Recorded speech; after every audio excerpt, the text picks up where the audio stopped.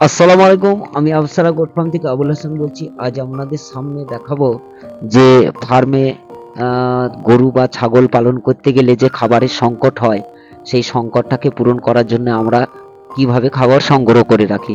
তা আসুন বন্ধুরা, ভিডিওটা না টেনে প্রথম থেকে লাস্ট অব্দি দেখবো। ভিডিওটা ভালো লাগলে একটু লাইক, শেয়ার আর সাবস্ক্রাইবার করে দেবো। তা এখনো পর্যন্ত আমার চ্যানেলটিকে প্লিজ যারা সাবস্ক্রাইবার করেনি, আমার সাবস্ক্রাইবার অনেক কম আছে।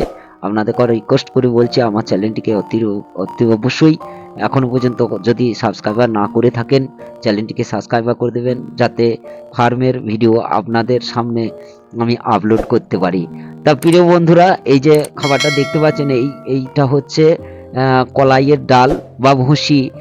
এটা হচ্ছে আমাদের বর্ধমান বা কাটোয়া দিকে আমরা বলি এটা হচ্ছে মাছ কলাই, যেটা আমাদের অঘ্রাণ মাসে ওঠে।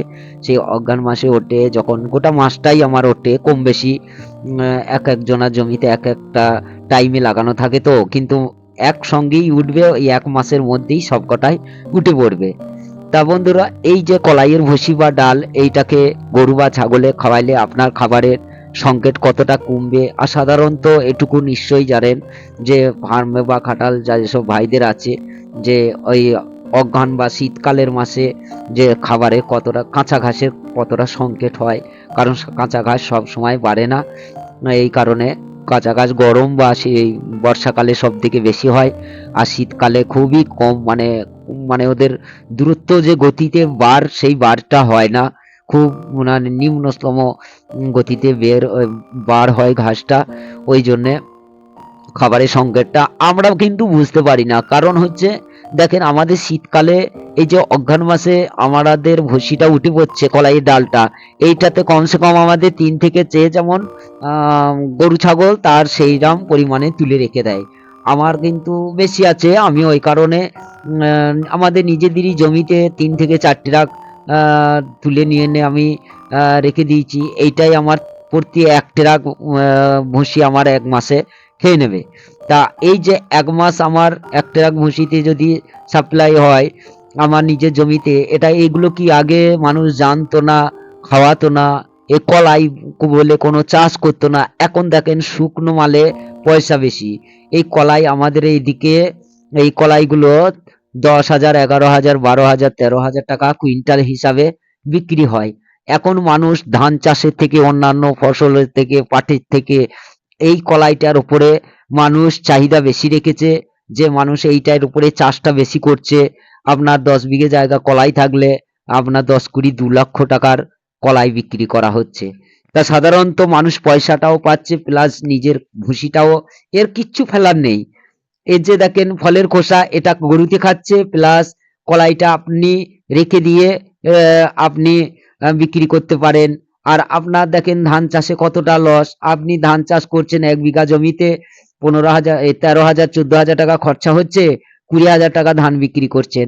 এইটা ওইটা হয় না। এইটা আপনার ১ বিঘা জমিতে এর কোনো জল সেচ নেই, এর কোনো চাপান খরচা নেই, এর কোনো লেবার খরচা নেই। এর একবার খরচা যেটা হচ্ছে কাটিং খরচা, আপনি লেবার করে কেটে নিলেন, প্লাস যে হপার মেশিন আছে ওই হপার মেশিনে মেরে নিলেন। তা প্রিয় বন্ধুরা, এই যে ভুসিটা আমরা গরুকে বা ছাগলকে খাওয়াই শীতকালে, মোটামুটি ৩ থেকে ৪ মাস, আমার তো ৩ মাস হয়েই গেল।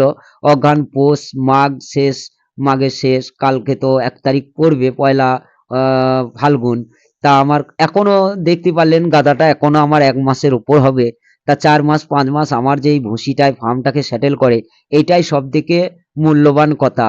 এই যে খাবারের পয়সা বা কস্টিংটা আমি বাঁচাচ্ছি, এই পয়সাটায় আপনার খাবারের পয়সা বাঁচানো মানে আপনার মানে ফার্মের উন্নতি হওয়া। কারণ প্রতি মাসে আপনার ১০,০০০ টাকা যে খাবারের বিলটা হয়, দেখা গেল এই ভুসিটা থাকলে আপনার প্রতি মাসে ৬ থেকে ৭,০০০ টাকার মধ্যে প্রতি মাসে ৩ থেকে ৪,০০০ টাকা সেফটি হবে। তাহলে আমি ফালতু আমার এই ভুসিটা নষ্ট করে লাভ নেই। আগে যে নষ্ট হয়ে যেত, আগে নষ্ট করে ফেলতো, মানুষ অতটা বুঝতো না যে কোন জিনিসে কি প্রোটিন আছে।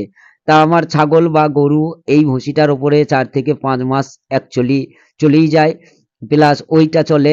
আর আমি কাঁচা ঘাস তো এখন শীতকাল নেই বললেই চলে। আর যে গরুর খাবারের রসালো খাবারটা বানাই, ওইটা কিন্তু আমার সবথেকে মূল্যবান কথা। ছাগলের বডি ফিট আমার ঠিক আছে, ছাগলের হেলদি চেহারা বা ছাগলের যে খসখসে সেটাও নেই। খুব সুন্দর শীতকালে যে ভাবটা থাকে তার থেকেও আমার ছাগল আরো উন্নত, যে রসালো খাবারটা খাওয়ার পরে তারপর কুটকাট করে এই ফার্মের ঘাসগুলো, এই ফার্মের যে ভুসিগুলো এগুলো খায়। এগুলো সারাদিনই অলরেডি খায়, তারপরেও কিন্তু আমার ছাগল খুব। তো বন্ধুরা, ভিডিওটা কেমন লাগলো? ভিডিওটা ভালো লাগলে একটু লাইক শেয়ার আর